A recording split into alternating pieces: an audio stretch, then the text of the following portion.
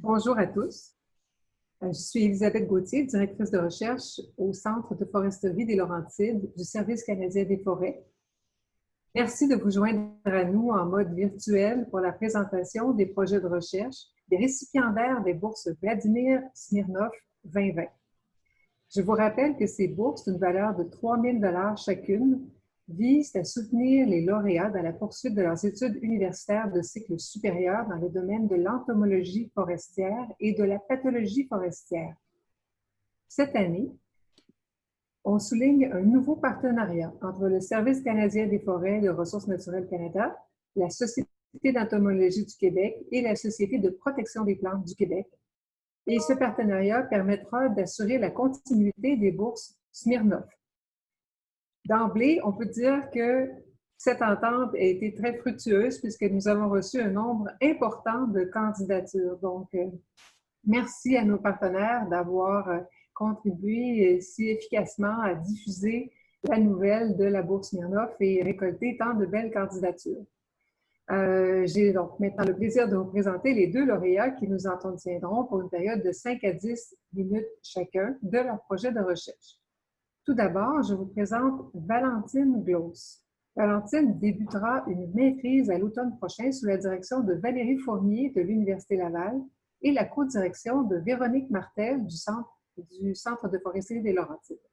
Son projet porte sur les effets non ciblés potentiels de la stratégie d'intervention hâtive contre la tordeuse des bourgeons de l'épinette sur la communauté de lépidoptères et ses parasitoïdes. Alors, à toi la parole, Valentine. Bonjour tout le monde, je vais partager mon écran.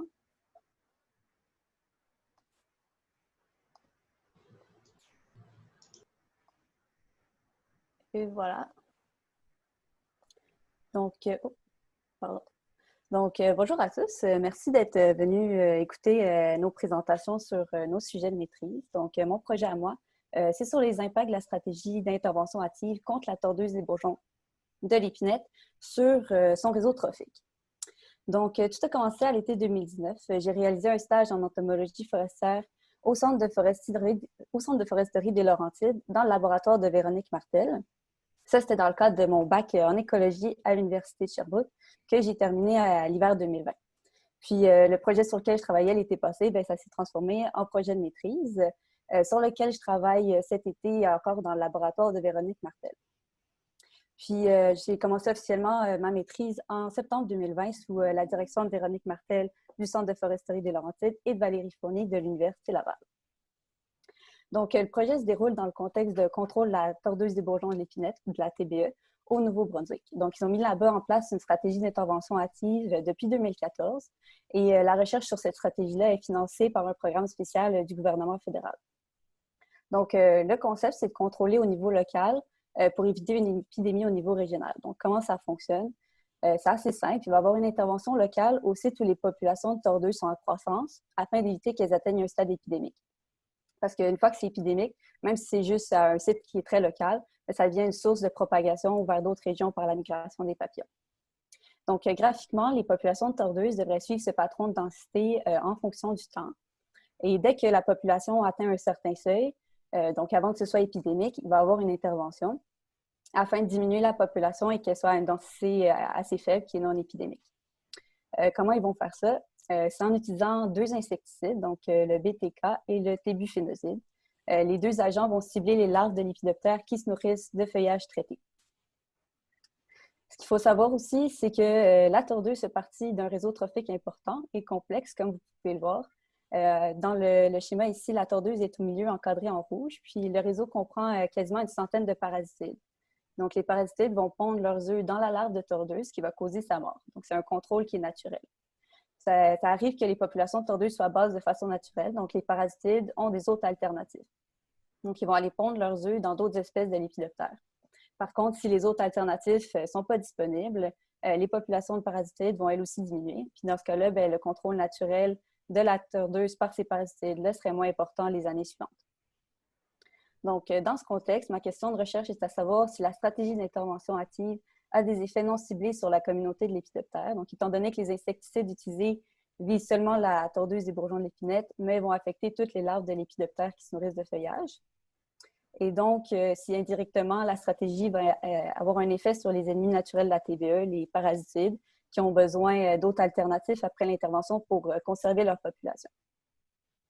Mon hypothèse de base, c'est que les insecticides utilisés sont très spécifiques, donc ils vont viser seulement les larves de lépidoptères et ont une durée de vie réduite, donc ils ne sont pas actifs très longtemps après avoir été appliqués. Donc, leurs impacts devraient être faibles sur les communautés, sur les lépidoptères autres que la tordeuse. Mes prédictions sont que la diversité et l'abondance de lépidoptères devraient être semblables entre les traitements, que s'il y a une différence, elle devrait être plus importante avec le tébufénoside, qui a une durée de vie plus longue que le BT, et que s'il y a un impact, il devrait s'atténuer 1 an après les traitements. Donc, pour ce qui est de la méthodologie, pour l'échantillonnage, ça se réalise au Nouveau-Brunswick. Il y a déjà eu 2 étés, donc 2018 et 2019.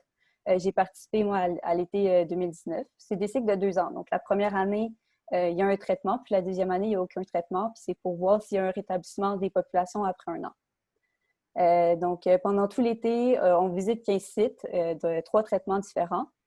Donc, on a 5 sites par traitement. Des sites traités au BT, des sites traités au tébufénoside et des témoins où il n'y a eu aucun traitement. Puis, on était à la recherche de larves de lépidoptères en utilisant différentes méthodes d'échantillonnage. Puis, pour ce qui est de l'analyse moléculaire de toutes les larves récoltées, ça va se faire avec audrénisol dans le laboratoire de Michel Cusson, qui est aussi au Centre de foresterie des Laurentides.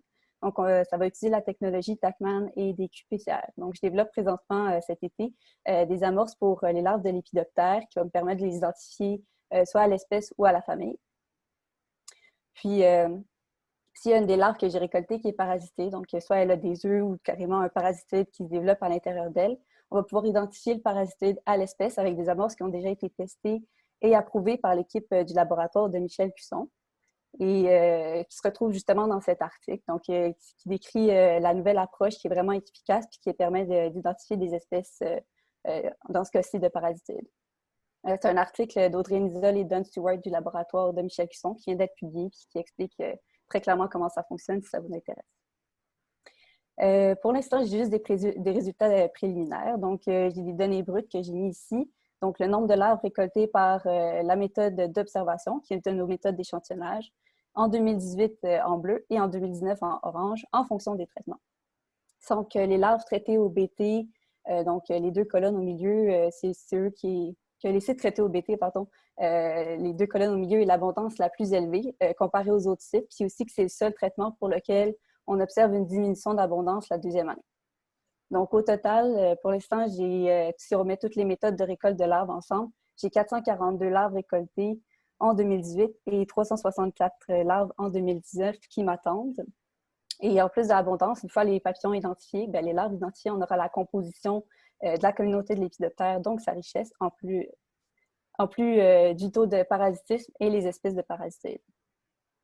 On va pouvoir analyser le tout en fonction des traitements, donc les 2 insecticides, le BT et le tébufénoside et le témoin. Ces résultats-là vont me permettre de répondre à ma question de départ, à savoir si cette nouvelle stratégie d'intervention a des effets non ciblés sur la communauté de lépidoptères et donc les ennemis naturels, les parasitides. Donc, dans le contexte assez particulier actuellement, on devait avoir 2 ans de plus de données, donc les étés 2020 et 2021 où on était supposé aller au Nouveau-Brunswick pour échantillonner 15 nouveaux sites pour compléter notre jeu de données. Toutefois, avec la COVID, ça a malheureusement dû être annulé.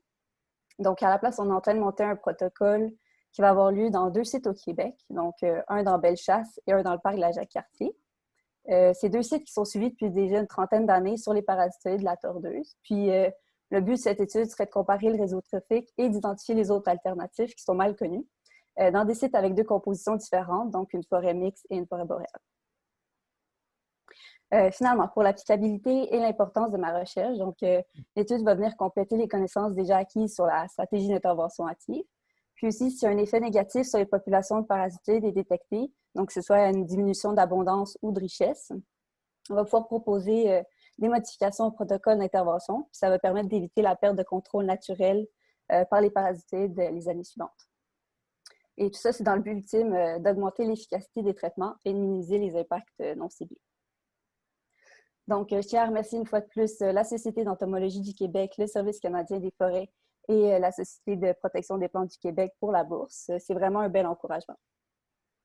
Et merci aussi à l'équipe du laboratoire de Véronique Martel qui a déjà grandement participé à l'échantillonnage et au traitement des données. Et si vous avez des questions, ça me fait plaisir de répondre.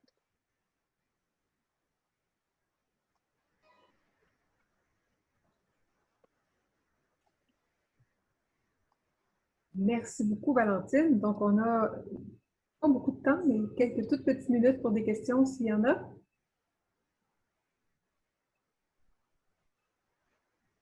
Moi, j'en aurais une, c'est dernier. Oui. Dans ton histogramme, les populations dans les sites traités au BTK Oui. étaient plus élevées, notamment que dans les populations témoins, qui étaient très basses. Oui. Aurais-tu une explication pour ça? Bien sûr, pour l'instant, c'est juste il n'y a aucune analyse qui a été faite pour l'instant, mais on a relevé 2 hypothèses qui pourraient l'expliquer. Donc, peut-être que le traitement au BT enlèverait la compétition. Donc, en enlevant la tordeuse, ça permettrait à d'autres espèces de prendre la place puis d'utiliser ces niches-là. Ou sinon, il pourrait avoir présence d'un autre ravageur, donc une autre espèce qui prend le dessus puis qui augmente nettement les chiffres. Mais ce n'est pas nécessairement une composition qui est plus abondante, une composition plus riche ou quoi que ce soit. Mais il va falloir que j'analyse justement toutes les espèces pour tirer des conclusions. Merci. Moi, j'aurais une question. Oui. C'est quoi le tébufénoside? Je ne connais pas cette molécule-là. Oui, c'est un agent, dans le fond, c'est un insecticide qui est utilisé, qui n'est pas utilisé au Québec parce qu'il n'est pas biologique, mais il va agir dans le fond un peu comme une hormone d'exisone, donc il va provoquer une muative chez les larves de lépidoptères qui va, dans le fond, mener à la mort. Mais c'est vraiment aussi ciblé sur les lépidoptères qui vont se nourrir de feuillage traité. Puis, il y a une durée de vie un peu plus longue que le BTK, par exemple. Et je vais juste en profiter justement pour poser une autre question par rapport à tes sites alternatifs. Est-ce qu'ils sont aussi la stratégie de traitement identique que tu avais ciblé au Nouveau-Brunswick, comme le BT? Les sites alternatifs au Québec? Au Québec, oui. Non, il n'y a aucun traitement. C'est vraiment juste... c'est un protocole qui a été monté un peu dernière minute. Ouais. Mais c'est ça, c'est pour voir vraiment les espèces de parasitides qui sont là, puis les autres alternatifs aussi qui sont présents au Québec dans 2 sites qui sont suivis depuis déjà une trentaine d'années. OK. Puis ça donnera en fait des données supplémentaires pour comparer avec les sites traités finalement au Nouveau-Brunswick, j'imagine? On pourrait les comparer éventuellement avec les sites témoins au Nouveau-Brunswick, mais c'est pas encore défini. Encore certain, c'est ça. On va voir ça. OK, parfait. Merci. Merci beaucoup.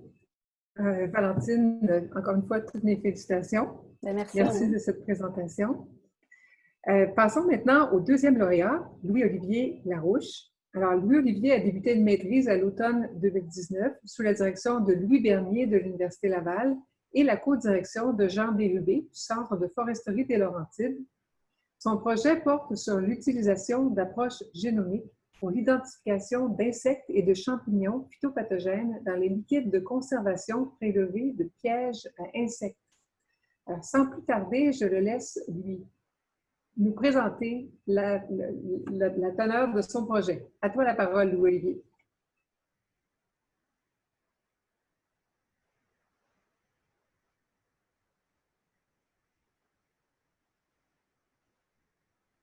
Je crois que tu es en sourdine.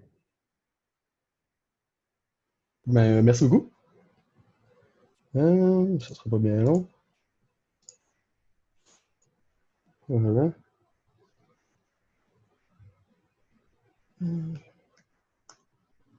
Est-ce que je pense que ça marche? Donc, sans plus tarder, je vais vous présenter mon projet. Donc, l'identification des ravageurs forestiers exotiques par métabarcode à l'aide d'un piège unique. Donc, dans quel contexte ça se fait, ce projet-là, en fait? Avec l'identification des échanges commerciaux, il y a de plus en plus d'espèces de ravageurs qui sont introduites au Canada. Les ravageurs exotiques, en fait, sont introduits par les plantes en dormance, le bois d'emballage et d'arrimage, donc ce qui sert à envoyer les marchandises à travers le monde, et ou des insectes vecteurs. Les insectes vecteurs, ça peut être... c'est pas encore trop étudié, mais on pense que ça peut être autant des insectes exotiques que des insectes qui sont endémiques de la population, dans le territoire où on va faire les protocoles. Dans le cas des champignons exotiques, ils sont souvent détectables que par leur spore. C'est-à-dire que ce ne sont pas des champignons qui vont faire nécessairement des fructifications comme on connaît très bien, exemple des champignons de Paris. Donc, ça les rend très difficiles à détecter. Puis, pour les insectes, l'identification morphologique est encore très utilisée, mais le problème, c'est que ça requiert des spécialistes qui sont de moins en moins nombreux, puis qui ont besoin d'une formation, souvent l'information est assez longue. Donc, nous, pour minimiser les coûts en temps et en argent, on essaie de développer un piège unique qui permet de à la fois récolter les spores et les insectes. Donc, ça serait très utile. Donc, moi, mes hypothèses, en fait, c'est de dire que les pièges à insectes, c'est des excellents capteurs de spores et qui contiennent aussi des cellules de fragments d'insectes dans les liquides de conservation. Et donc, qu'à partir de ces liquides de conservation-là, on serait capable d'identifier simultanément par séquençage HTS les insectes et les champignons qui sont présents dans le piège. Donc, mes objectifs de maîtrise, c'était de faire la preuve de concept que les liquides de conservation utilisés dans les pièges à insectes permettent de récolter le matériel génétique qui peut justement servir à l'identification de ces pathogènes-là. Et aussi de perfectionner le protocole moléculaire qui utilise le séquençage HTS des liquides de conservation pour permettre d'identifier simultanément les champignons pathogènes et exotiques dans le piège. Quand je dis perfectionner, en fait, c'est parce que le projet était déjà en cours, je suis mon co-directeur Jean Bérubé, sauf qu'il restait encore un petit peu de peaufinage à faire au niveau du protocole, puis aussi vraiment de tester la partie plus insecte. Et effectivement, aussi, il y a de faire le suivi des nouveaux ravageurs exotiques, autant champignons qu'insectes, qui sont introduits au Canada, en espérant ne rien trouver. Donc, voici mes capteurs de spores. À gauche, en fond, vous avez une girouette, les girouettes qui sont utilisées dans les aéroports avec un trou au bout. Dans le fond, ça, ce que ça fait, c'est que ça nous assure que le vent est toujours dans la direction de... En fait, notre capteur de spores est toujours dans la direction où le vent souffle. Vous pouvez voir le capteur dans la photo du milieu. Ça se trouve être une espèce de diapositive. C'est du coton fromage qui a été imprégné dans du silicone. Donc, quand les spores touchent au coton fromage, elles restent collées. Puis à droite, complètement, on a les pièges Lindgren, dans le fond, qui sont les pièges à insectes. Et la partie blanche dans le bas, c'est là où les liquides de conservation vont se retrouver. Et donc, tout mon matériel que je recherche. La méthodologie, moi, j'ai pas fait d'échantillonnage à proprement parler. Tout m'arrive par la poste. Donc, l'échantillonnage s'est duré pendant l'été et l'automne 2019. Pour les diapositives, j'ai 15 sites au Québec et 8 en Colombie-Britannique. Et pour les liquides de pièges à insectes, j'ai 10 sites à la ville de Québec, 4 en Ontario et 4 au Nouveau-Brunswick. Pour l'ADN fongique, donc pour les champignons, la portion pas du génome, mais la portion qui va être amplifiée chez le champignon, c'est l'ADN ribosomal de la région ITS1 5.8S. Pourquoi cette région-là? Tout simplement parce que dans le metabar coding, donc dans la découverte, pas la découverte, mais le séquençage des champignons, c'est cette région-là qui est universelle. Donc, tous les champignons, on va essayer d'aller venir séquencer cette région-là pour que, dans le fond, on fasse une banque de données avec ça. Et c'est là que les banques de données sont le plus importantes au niveau de cette région-là sur Internet. Donc, c'est là qu'on utilise. Et son équivalent chez les insectes, c'est le gène mitochondrial, le COX-1 ou COI. En tout cas, il y a plusieurs noms, puis je pense que le COX-1 ressemble être celui qui est accepté présentement, avec des amorces F243 et R619 qui ont elles-mêmes été développées au laboratoire du Dr Bérubé. Mes échantillons ensuite sont envoyés au CHUL, Québec, pour le séquençage Illumina.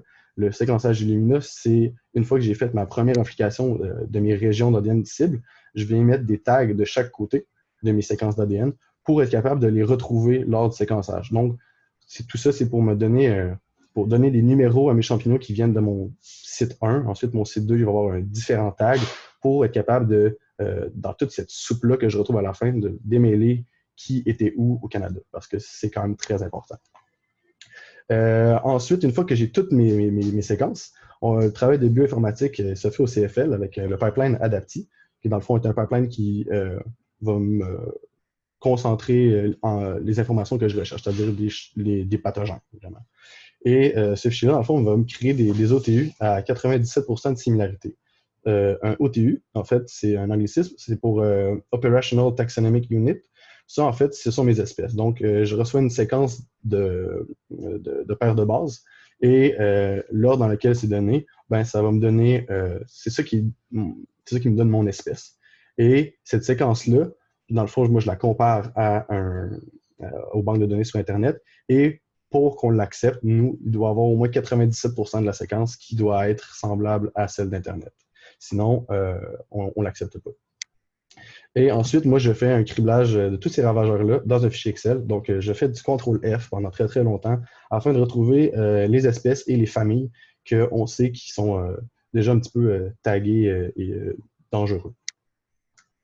Donc, ici, vous pouvez voir mes sites de captage. Donc, j'en ai dans l'Ouest canadien, il y en a juste 2 qui sont représentés, mais c'est parce que des fois, il y en a plusieurs qui sont dans la même région. Donc, sur la grosseur de la carte que j'ai, c'est tout ce que je peux faire, malheureusement. Donc, on fait de la recherche sur Heterobasidion par Viporum et Abetinum dans l'Ouest, mais aussi, il y a plusieurs espèces d'Heterobasidion qui sont, dans le fond, on va dire, nos cibles particulières. Donc, on fait une vision, j'ai juste un screening dans la tête, mais c'est pas très français. Bref, on fait un screening de tout le Canada pour cette espèce-là. Donc, voici les résultats attendus. En haut et en bas, c'est pour les ITS. C'est juste que la différence entre le haut et le bas, c'est que le haut a été fait au CFL et le bas a été fait à l'université. Puis, c'est pas les mêmes techniques, puis c'était pas les mêmes cuves. Donc, vraiment, ce qu'il faut mettre le focus, c'est que la première bande à gauche, c'est la PCR1. Donc, ça, c'est mes échantillons que j'amplifie. C'est les bandes du haut, vraiment, là, qui sont les plus hautes qu'on peut voir. Ça, c'est mon ADN. Tout ce qui est en dessous, c'est des dimères d'amorces. Mais les dimères d'amorces, dans le fond, ça, j'en veux pas, parce que c'est des amorces qui vont venir, en fait, qui ne sont pas capables de venir trouver un brin d'ADN pour amplifier et qui vont se replier sur elles-mêmes. Et ça, pendant le séquençage Illumina, ça cause beaucoup de problèmes. Et comme on peut le voir à la PCR2, vu que j'ai d'autres amorces, ben, ça vient empirer. Donc, c'est pour ça que je fais une purification de tous mes échantillons pour enlever les dimères d'amorces. Et comme on peut le voir à la fin, c'est le plus important, c'est que mes bandes sont rendues beaucoup plus fortes que mes dimères d'amorces dans la majorité des cas. Les COX, je passe rapidement, ça donne pratiquement les mêmes résultats au niveau du visuel. Et finalement, en fait, excusez-moi, oui, les résultats, finalement, c'est deux rondes Illumina de 20 millions de séquences chacune. Environ 30 000 OTU fongiques et d'insectes. Puis, au final, une liste des champignons et des insectes qui sont présents simultanément dans le même piège. Donc, ça, ce que ça donne. Mes résultats préliminaires, donc, c'est mes rondes d'Illumina, donc la JB25, ça, il y avait uniquement des ITS dedans. Ça m'a donné 18 millions de séquences d'ADN, 12 millions de séquences après nettoyage, et pour un final de 357 761 OTU. Une fois que passé dans le pipeline, les OTU qui m'intéressent se nombrent à 43 784. Dans JB26, j'avais des ITS et des COX, donc et des champignons aussi. Malheureusement, les résultats des insectes ne sont pas encore analysés. Ils vont probablement l'être dans la prochaine semaine. Donc, j'ai 9 millions, environ presque 9 millions de séquences d'ADN pour cette ronde-là au niveau des ITS, 5 millions de séquences après le nettoyage et donc 119 000 OTU au total. Donc, ça me donne 9 730 OTU d'intérêt au total. Et là-dedans, nous, on a retrouvé Heterobasidion occidentale, possiblement en fait, en Ontario et au Québec. C'est un champignon normalement qui est uniquement dans la portion plus ouest du Canada. Donc, le retrouver ici, c'est nouveau et c'est potentiellement très dangereux. Toutefois, ça va demander une confirmation par RT-PCR, donc les PCR en temps réel. Et aussi du Ion Torrent. Ion Torrent, c'est un peu la même chose que l'Illumina. C'est une technologie pour le séquençage. Sauf que on va être capable d'avoir des reads, donc plus de paires de bases sur une même séquence d'ADN. Et chez les hétérobasidions, c'est important parce que la séquence qui nous permet de vraiment bien les identifier se trouve légèrement après l'ITS1 5.8S, qui est la région qu'on amplifie. Donc, nous permettre de faire du Ion Torrent comme ça nous permet de vraiment s'assurer que c'est le bon champignon qui est là et non pas autre chose. Et éventuellement, j'ai la ronde JB27 qui va suivre à la fin de l'été. Donc, ça va être mes résultats du Nouveau-Brunswick, donc de l'année 2019. Et puis, ça, la fois, ça va être 50% champignons et 50% insectes. Donc, je vous dirais, remercier Marie-Christelle Gauthier et Véronique Lévesque-Tremblay, qui ont été mes anges gardiens de laboratoire, anges gardiennes, je devrais plutôt dire, de laboratoire, sans qui j'ai eu beaucoup de difficultés et qui m'ont beaucoup, beaucoup aidé. Et Patrick Gagné, qui fait la bioinformatique de mon labo. Évidemment aussi le CFL, la Société d'entomologie du Québec et la Société de protection des plantes du Québec. Donc, merci beaucoup. Et si vous avez des questions, c'est le moment.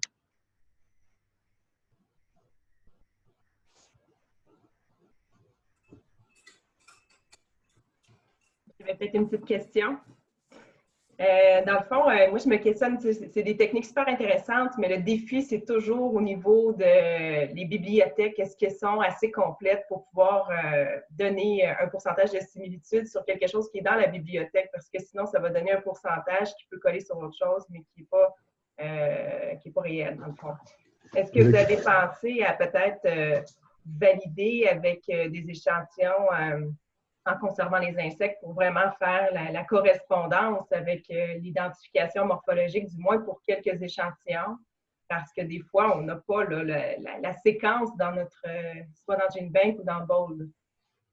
Puis, la portion des insectes au niveau de l'identification puis de la vérification n'a pas encore commencé en tant que telle. On a déjà 2 entomologistes de la CIA, si je me souviens bien, ou du CFL, ou au CFL, qui correspondent avec nous autres. Puis dès que nous autres, on va voir les résultats des rondes, je sais que ça va leur être envoyé pour confirmation aussi de si c'est vraisemblable et si ça les surprend. Puis si je me souviens bien, les liquides, dans le fond, moi, la plupart des liquides m'arrivent sans insectes. Donc, il me reste quelques petites branches. Donc, tous les insectes qui ont servi, en fait, pas qui ont servi, mais qui ont se retrouvés dans le cage, ont déjà subi normalement une identification morphologique par les entomologistes. Lesquels, ça, par contre, je ne sais pas, parce que je pense que ça doit dépendre aussi là, de qui nous les envoie, vu qu'on n'a pas vraiment un réseau, on va dire, notre réseau est très fiable, mais c'est très disparate. Donc, on a de la ville de Québec, puis les gens avec qui on fait affaire pour les diapositives, c'est tous des bénévoles, en fait. OK. Mais c'est donc, quoi le traitement des insectes qui sont dans le liquide? Est-ce qu'ils sont chauffés? Est-ce qu'ils sont broyés? Ou c'est vraiment juste le fait qu'ils est trempé? C'est vraiment juste le fait qu'il est trempé. En fait, c'est beaucoup là, des antennes qui vont se retrouver et aussi qui contiennent beaucoup d'ADN. Les pattes qui en contiennent un petit peu moins, mais surtout beaucoup de cellules du tube digestif, de ce que j'ai lu. Donc, c'est ça qui nous permet de faire une analyse. Puis c'est ça le matériel génétique qui va se retrouver dans nos pièges qui va servir pour l'identification. Mm-hmm. OK, merci. Ça fait plaisir.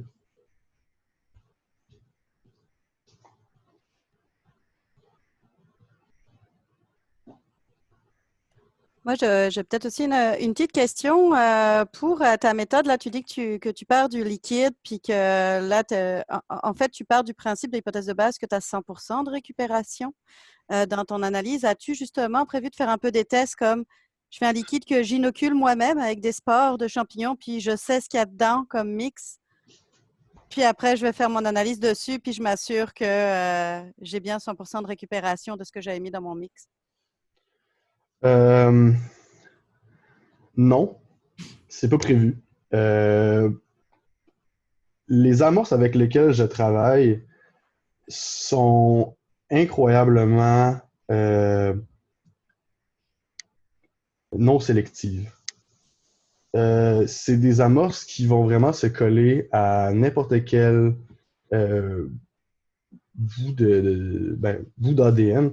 Et moi, ça a fait en sorte qu'on s'est rendu compte que, en fait, moi, c'est Jean qui m'avait dit ça avant aussi, c'est que dans tous les cas, en fait, lui, il s'est développé un fichier pour les champignons comme qu'il appelle pas de laboratoire, mais ceux qu'on retrouve des fois un peu en surprise. Puis, c'est vraiment difficile d'avoir, parce qu'étant donné les champignons qui m'apparaissent le plus souvent en termes d'OTU, c'est généralement ceux qu'on veut pas, en fait, qu'on s'en fout parce qu'on sait déjà qu'ils sont présents. Souvent, moi, ceux qui m'intéressent, c'est ceux qui vont avoir un seul reads ou 2 reads. Ouais. Donc, le fait que ce champignon-là se retrouve déjà en si peu de quantité, si petite quantité, Je pense que ça serait intéressant de le faire, honnêtement, mais je ne sais pas jusqu'à quel point ça nous permettrait de valider ou d'infirmer la technique. Ben, en fait, moi, c'est pas forcément par rapport au fait que les amorces n'arrivent pas à amplifier un champignon, mais plus que dans ton liquide, pour une raison X ou Y, sur certains sites, là, tu pourrais avoir comme une particule qui inhibe la réaction de PCR, qui inhibe l'extraction d'ADN. Tu sais, je pense à justement des particules de tourbe en suspension qui se retrouvent là-dedans. On sait que ça a un effet inhibiteur. Donc, pour tester à chaque liquide, c'est comme j'ai mis une ou deux spores d'un champignon qui est comme ton contrôle et que tu es censé au moins le retrouver. C'est comme un champignon qui n'a pas rapport et qui ne devrait pas être là. Là, je ne sais pas. OK. C'est plus dans ce sens-là que je m'inquiète que tu pourrais avoir de l'inhibition et donc finalement ne pas retrouver tout ce que tu espères retrouver. Ben, tout ce que tu as dit est vrai, Agathe. Tout ce que tu avais dit est vrai parce que ben, oui, j'en ai eu des problèmes d'inhibition. Honnêtement, qui sont beaucoup plus importants chez les insectes. Moi, ça m'a causé des maux de tête pendant 3 mois. Puis, ça pour me rendre compte qu'il a fallu que je fasse x5 à ma concentration d'MgCl2 dans ma réaction. Puis, on a lancé des pistes de recherche.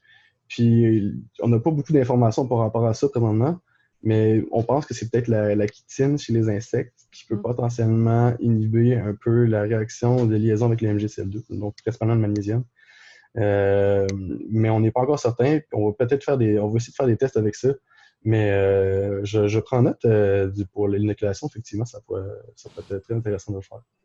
Moi, je rajoute un détail, juste pour les insectes, là, quand tu fais des extractions, je ne sais pas si tu dilues tes échantillons, mais nous, on le fait souvent, ça va aider beaucoup parce qu'effectivement, la chitine est un élément inhibiteur. Donc, de diluer tes échantillons, ça peut aider. OK. Ben ça, on avait commencé aussi un peu à les faire, puis on joue aussi beaucoup sur les concentrations des amorces. Parce que aussi, des fois, ben, on a remarqué que des fois, j'avais beaucoup de dimères. Puis il y avait des fois aussi que j'avais juste rien sur mon gel. Même pas, j'avais juste une échelle. Excusez-moi, merci beaucoup de vos questions. Je pense que ça va aider Louis dans la poursuite de son projet. Vu qu'on a déjà dépassé de quelques minutes, j'aimerais vous remercier tous d'avoir participé à cette session de présentation en ligne. Louis-Olivier, on attend impatiemment tes résultats.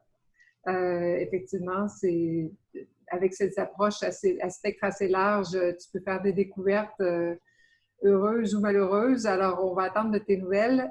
Puis, d'ici là, je vous souhaite à tous un bel été. Merci encore à nos partenaires de cette édition 2020 de la Bourse Smirnoff. Si tout va bien, on se souhaite une belle édition aussi l'année prochaine. Et d'ici là, bonne continuation à nos étudiants et bonne fin de journée. Merci tout le monde. Merci beaucoup. Merci.